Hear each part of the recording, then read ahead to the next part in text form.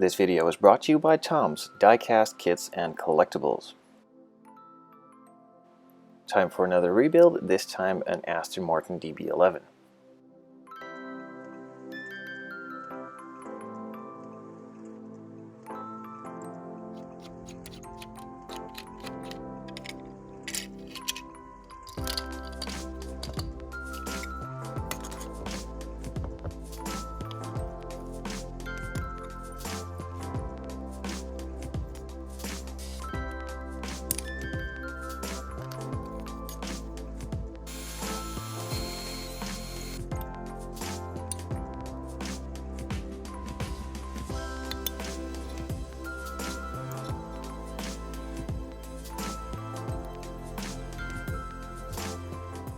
After a bit of disassembly, all of the plastic parts have been removed from the body, so I could move on to removing the paint in order to get it repainted.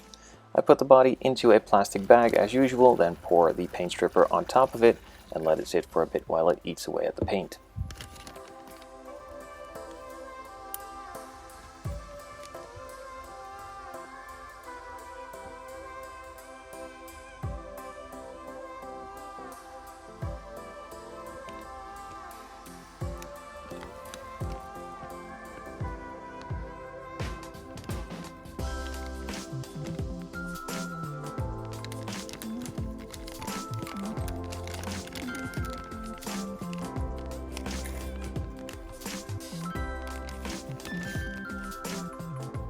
After the paint stripper has done its job, I pour the remaining paint stripper back into the bottle, then wash the body off of the old paint, and I am left with a clean metal body in order to move on to the next stage, which will of course be to sand it all nice and smooth, remove a couple of the imperfections, and make sure that the paint has a nice surface to adhere to.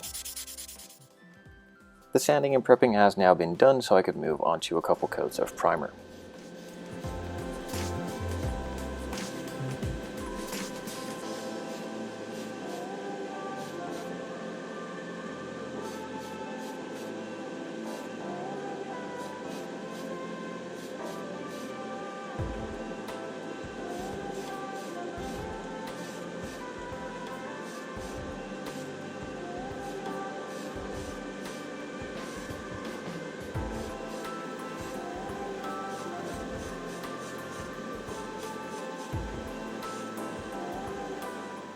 For this one I will be going with a two-tone on the body. One part will be carbon fiber for the roof, the side skirts, the front splitter, and also the rear diffuser, even the mirrors as well while I'm at it too.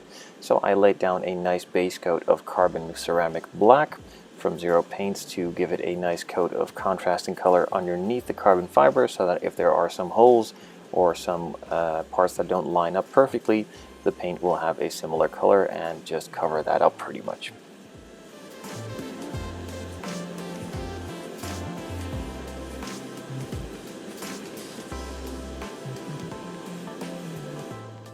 A couple coats of ceramic gray later, I let it sit and dry overnight before I moved on to masking off all the areas that needed to remain at that ceramic gray, and then of course to apply the main body color, which is a color from Mini. It's a deep blue.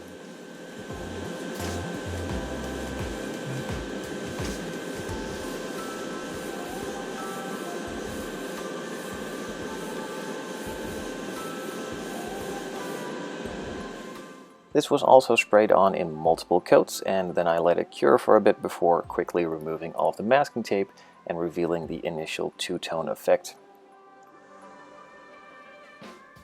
With the masking removed, I moved on to applying a nice coat of clear to give it a nice protected surface for all of the paint, and also a nice and smooth surface for the decals to be applied on top of later.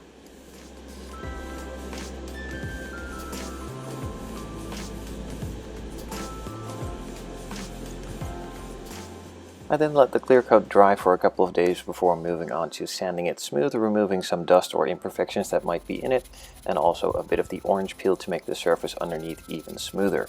I then moved on to creating a couple of templates for the carbon fiber decals with some masking tape and a permanent marker.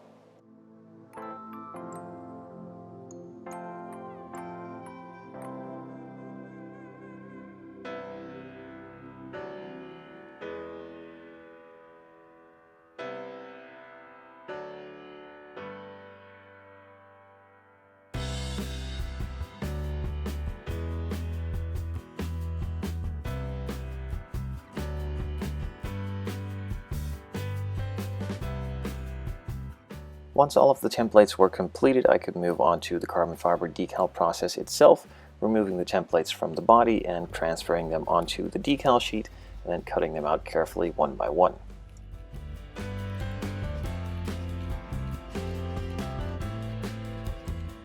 Once they were all cut out, I removed the masking tape from the decals, placed the decals in water to let them soak a bit and get loose from the backing paper, then put some setting solution onto the body itself before placing the decal on top. Then of course it was a long and tedious process of forming and shaping the decal with some setting solution, some heat, and just some time. If you want to know more about the specific process of applying decals, feel free to check out my channel. There are multiple videos on this subject.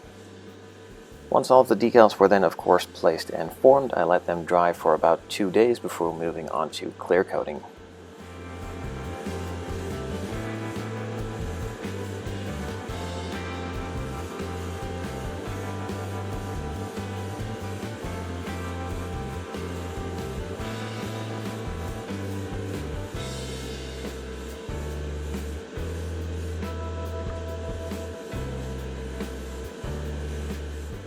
A couple more coats of clear were then added. While the body was set aside, I moved on to the interior.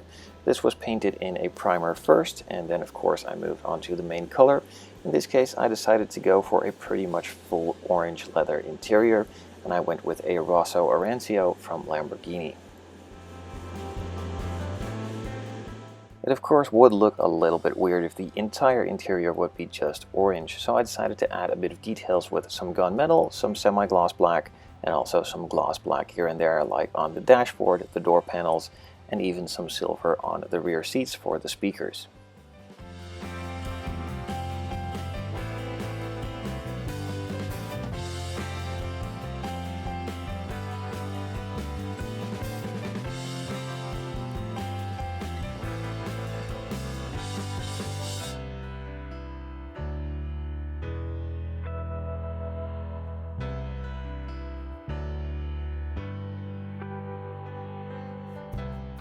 With all of the tiny details now added to the in and exterior, it was time to put it all back together.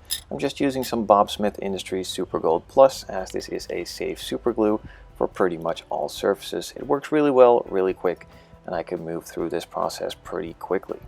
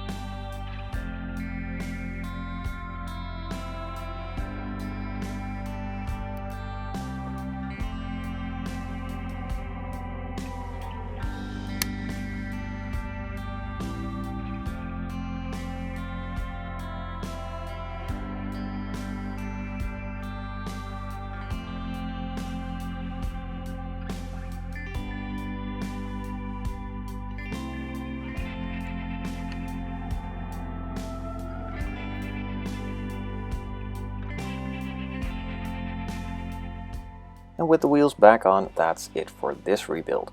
Now if you have any ideas for future rebuilds you want me to do, feel free to check out the Tom's website in the links below and let me know which one you'd like to see me do, and maybe we can figure it out for a future build.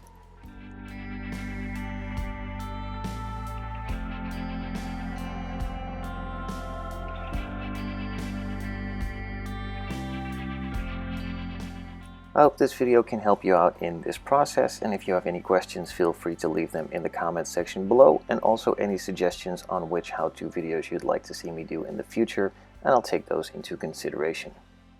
This video was produced for Tom's Diecast Kits and Collectibles by the Scale Modeling channel.